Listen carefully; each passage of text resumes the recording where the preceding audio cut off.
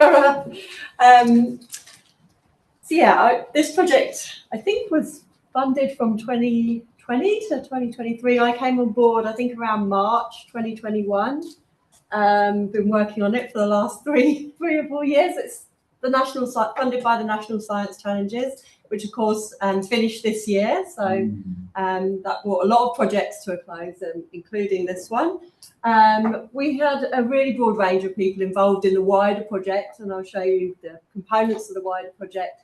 But these people in particular have helped or been responsible for the data and the findings I'm going to share today.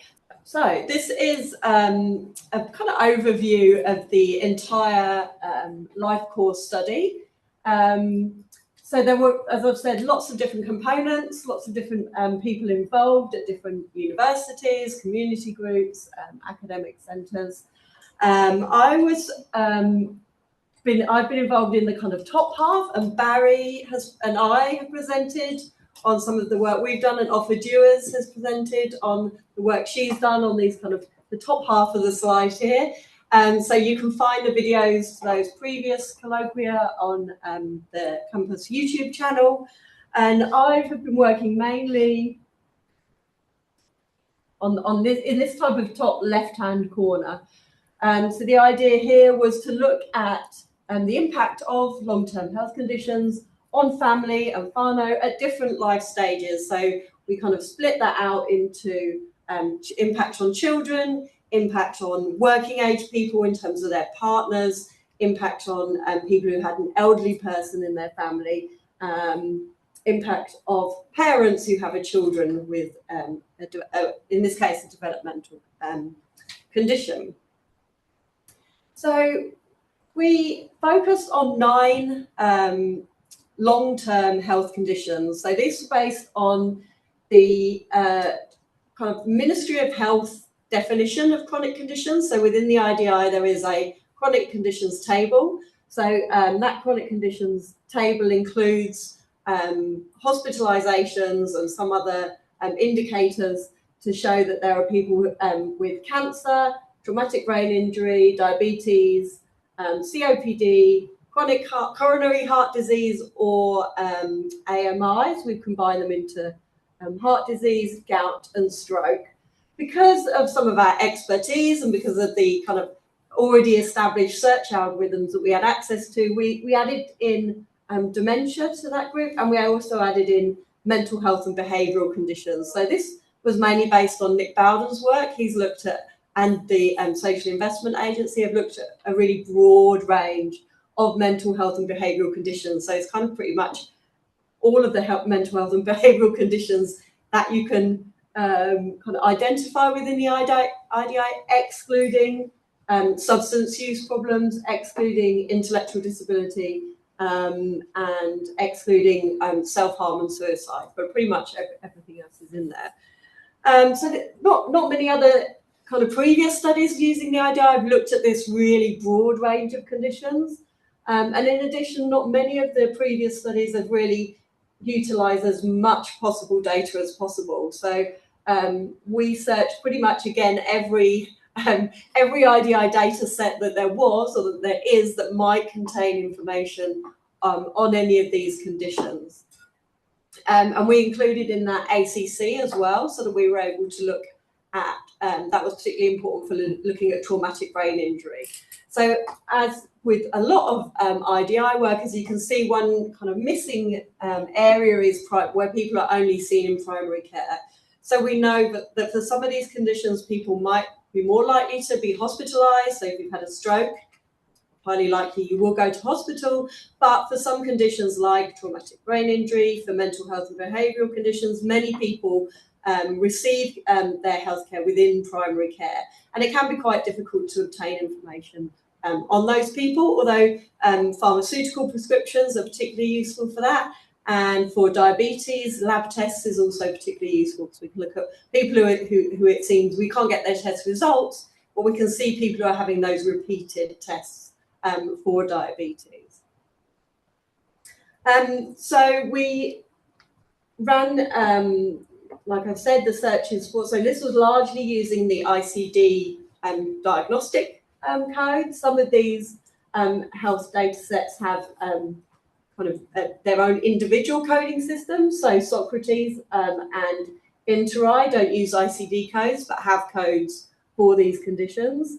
And again, we use as much data that were available for us to look at the socio-demographic characteristics of people in our cohorts. So we looked at the kind of ones you would expect, age and gender, employment. We've also looked, which is particularly important for this project, at people that are living within families and who is within that family. And we also have looked at unpaid caring activities. So within the census, we get asked about, are we doing any unpaid activities? Two of those questions are around caring for other people. And we looked at some of that data. I'm not going to present that today, but we have presented on that in the past.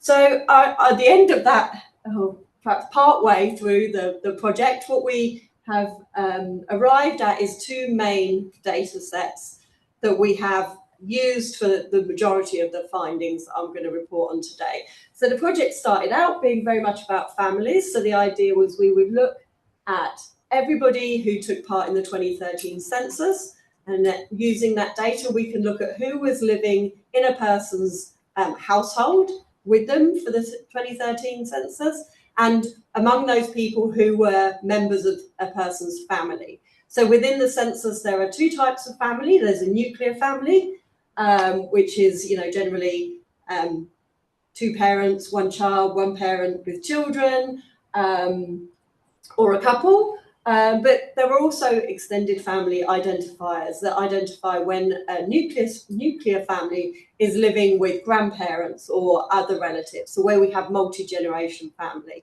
So we use a very broad approach, and we grouped everybody who was within any kind of family identifier, so that we could, there was an indication that they were a family member, and we grouped them together in one unit. So we didn't just look at those nuclear families, we looked at a broader kind of definition, I guess, of our study families. And we have this really large cohort, over 1 million families who are living together. They are made up of over 3 million individuals. For each of those individuals and for each of those families, we've looked at whether who or whether there are any long-term health conditions within the family and among those individuals, which long-term health conditions people have, how long they've had, or when they were first recorded as having that long-term health condition. We've got all those socio-demographic characteristics, mainly from the census, but we also brought in other information from personal details, from APC. Particularly important, obviously, for this study is those family characteristics. So how many people are living in the family? Is there are there children in the family? Are there multiple generations living together? Some work we haven't quite got onto doing yet, but looking at geographic location, where in the country are these families living. And the whole idea of this was to look at what happens to people who experience a long-term health condition within their family over time. So if you're living with a family member, you were living with a family member in 2013 who had a long-term health condition, what impact did that have on you? And so we followed up people from that 2013 census period up to 2018. We've looked at kind of the impacts of living with a person with a long-term health condition or having a long-term health condition yourself. I'm going to be looking, and this is a work in progress, but I'll be looking in particular about childhood outcomes. So if you're a young person aged under 18, and you have a family member with a long-term health condition, what impact does that have on a young person's education achievement, on their physical and mental health? And as part of this project, we realised actually it would be really good to know kind of for the whole population, not just those living within families, for the whole population, how many people are affected by a long-term health condition, and what's going on in terms of how they're kind of managing day-to-day with their kind of everyday living. Are they experiencing, what rates of hospitalisation? So these are kind of, I guess, proxies for maybe how severe a person's long-term health condition is, how severely that's impacting them. And so again, we've ended up with this really quite enormous data set, almost 5 million people, and we were able to look at how many people, or which people had one of the, or more than one of those long-term health conditions. So that's just kind of like the key outputs, I feel, for the study, is what I've spent the last 3 years doing, is constructing these data sets. And I'll talk next about kind of what we've done with that data set so far. So we've had a few papers published so far. So I had a paper come out in New Zealand Medical Journal in June. We've also got a policy brief that I think there should be printouts at the back. This paper's been submitted to a journal, but has also been published by the Lifecourse Centre at the University of Queensland. Andrea's paper, which is the kind of the 2018 resident cohort group of everybody in New Zealand, is under review. Or no, we're doing a revise and resubmit with BMJ Open. And I think these two papers have been submitted. This one's on its way to being submitted. So things are still, as you know, things take a long time. This paper, I think we submitted about 18 months ago. We got the reviews back last month. So this is taking quite a long time, but we're getting there. So what have we found overall? So this is so Andrea's paper, which was based on that resident population from 2018. So among everybody within that population, around 29% of individuals had at least one long-term health condition. 8% had more than one condition. So part of Andrea's paper is looking at the levels of comorbidity. What if somebody has had a stroke, what other conditions are they likely to have experienced? And really, this is far too tiny for you to see, but what I really wanted to show is just that variation that we're seeing. So this first set of bars here is gender. So that first one is everybody. We've got males and females. This is how it looks across the age groups. As we would expect, as people are older, they're more likely to be experiencing these long-term health conditions. Many of these conditions are kind of associated with older age. The one exception to that is traumatic brain injury. We see higher rates of TBIs among younger people, and to some extent mental health behavioural conditions, depending on which data you look at.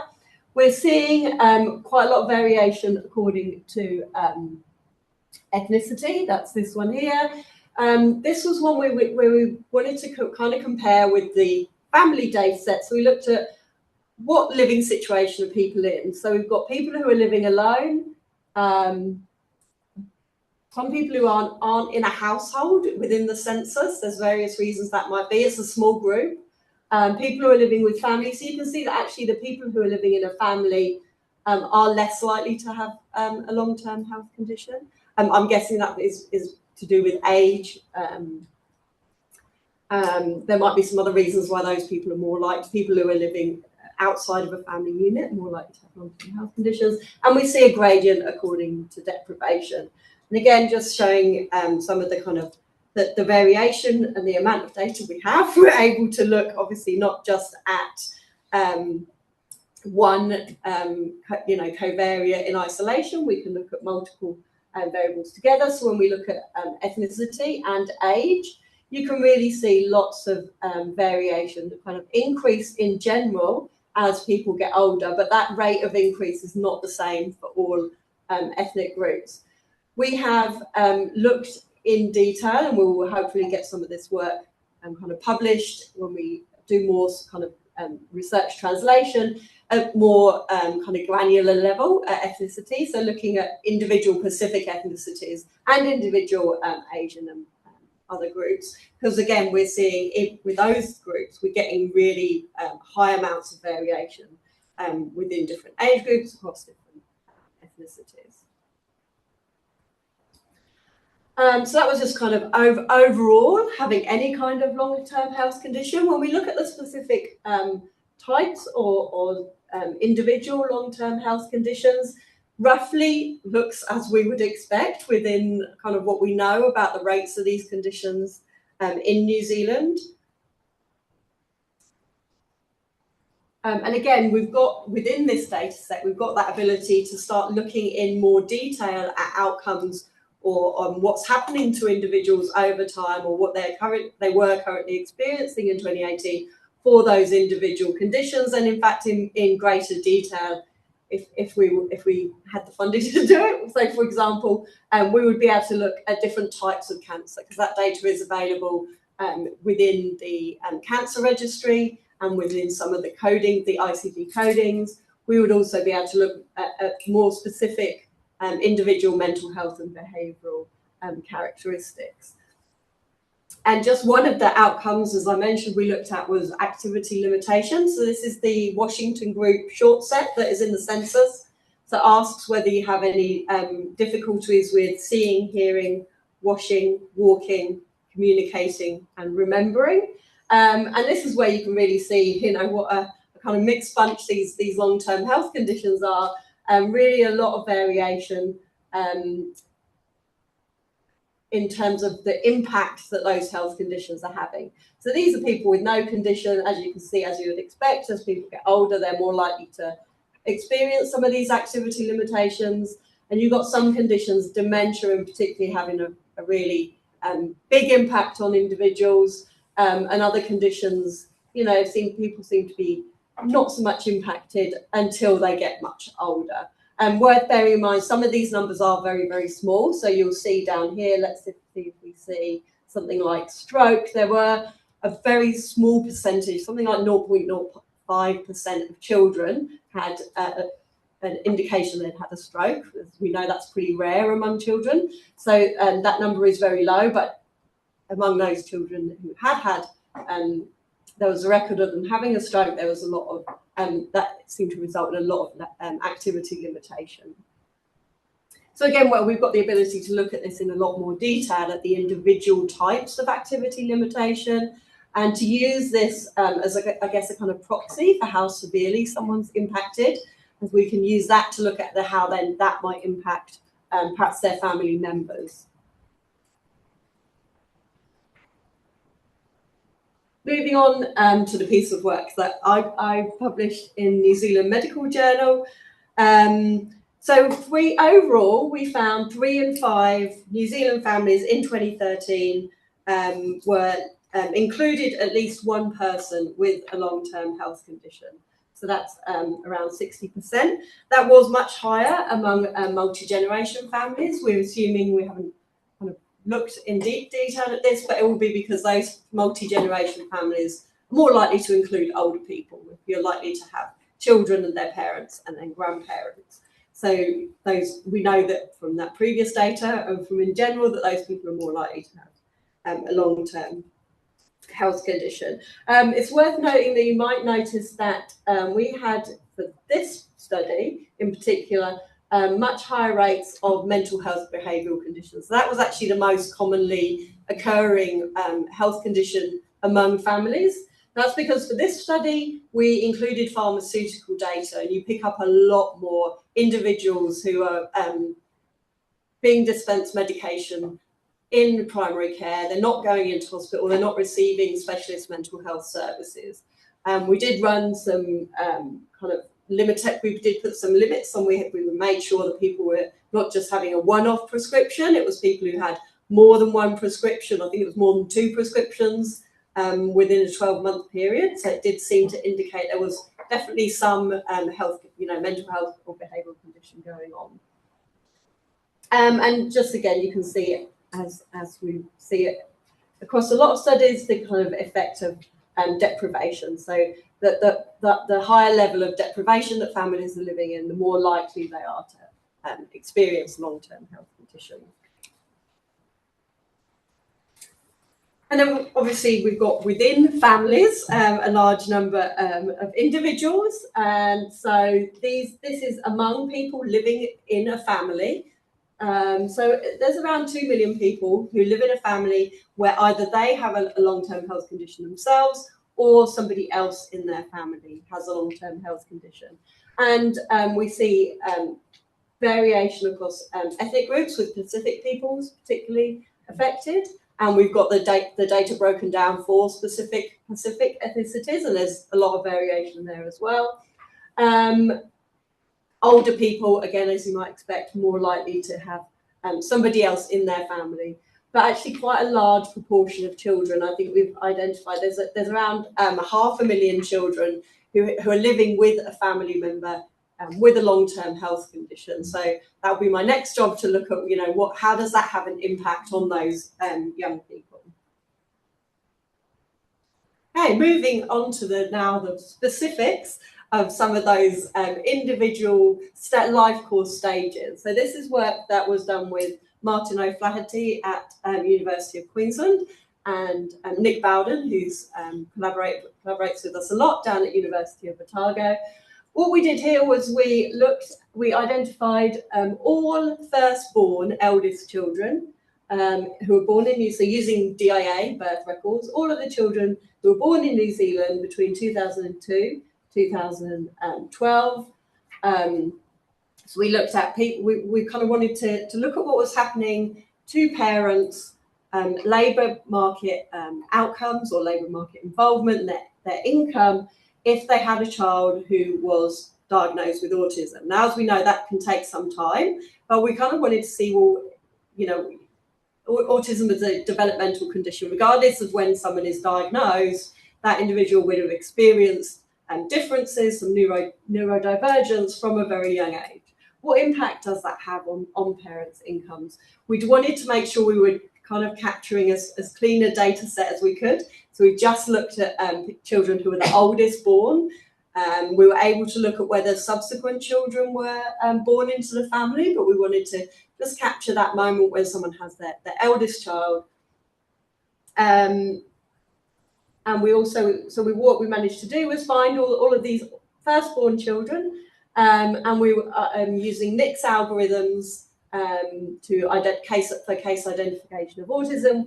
We were able to include just under 4,000 autistic children who were matched to, I think that's actually all of the non-autistic children, so the entire cohort was included. We looked at what happened to their parents' income. We looked at 2 years before the children were born, and we looked up to 8 years post-birth. So that's actually really rare to be able to do. Most studies just are able to look at kind of perhaps from the point of diagnosis of autism onwards, but we've been able to look at what was going on before birth. These are pretty small, but you can see on the left we've got an annual income over time, and then the annual difference in income between parents of autistic and non-autistic children.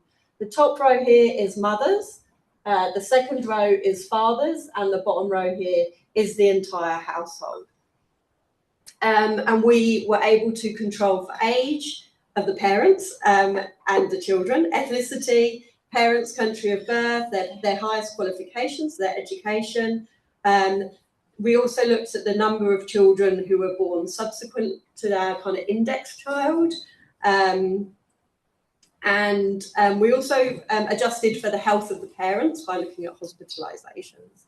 And what we found is that, interestingly, for mums before their child is born, they generally have similar income.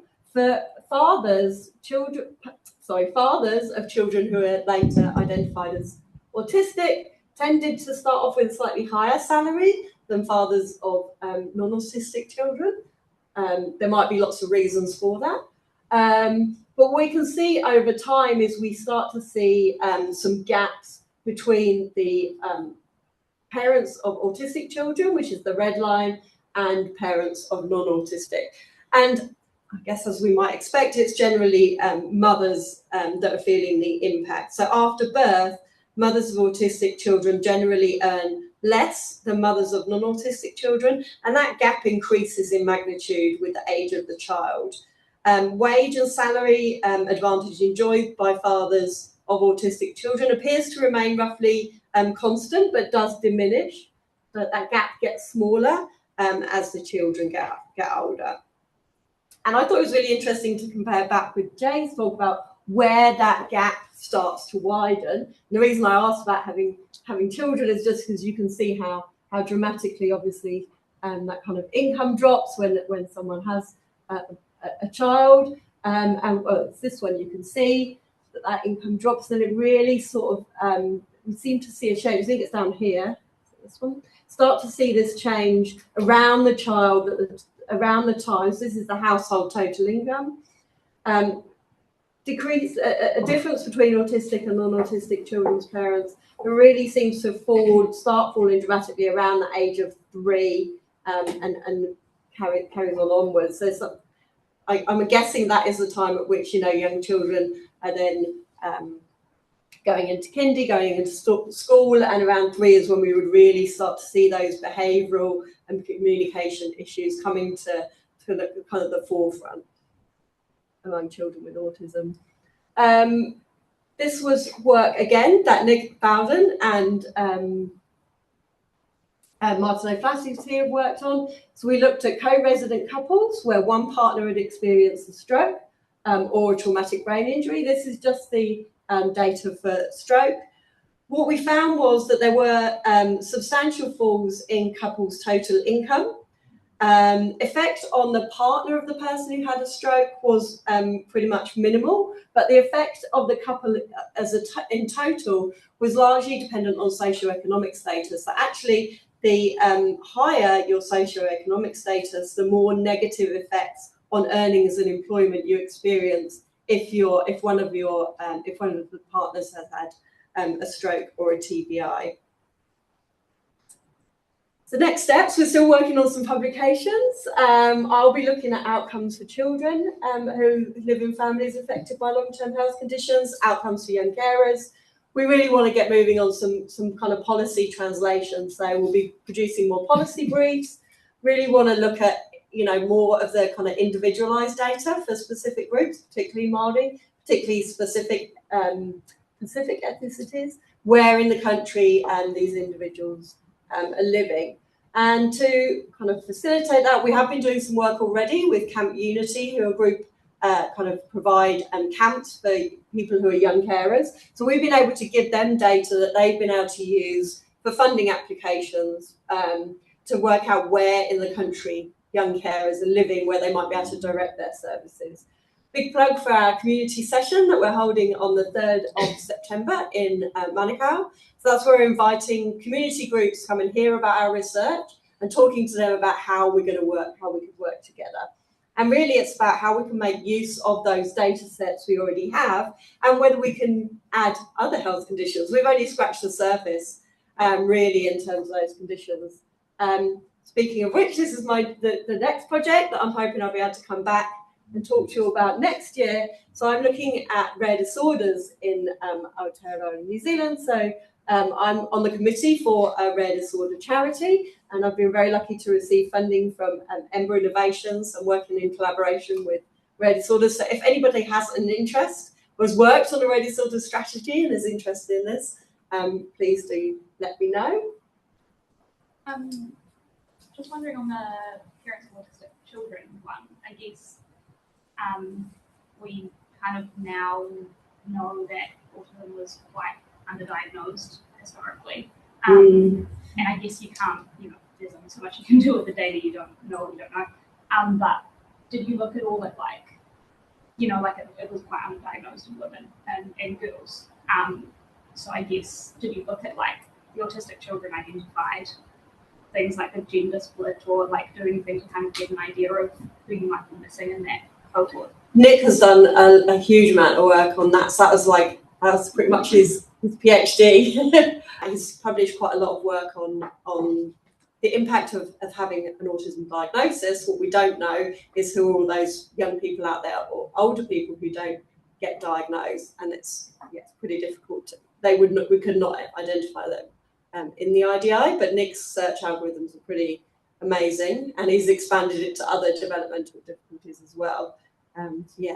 More to come. Would you say, particularly with the prevalence now of ADHD identification, would you think that would affect some of these other chronic conditions as well? So often people who have ADHD seem to have similar chronic condition? Yes, and again, Nick, I think Nick's done some ADHD work. Steph has done a lot of work around ADHD. We know that people with,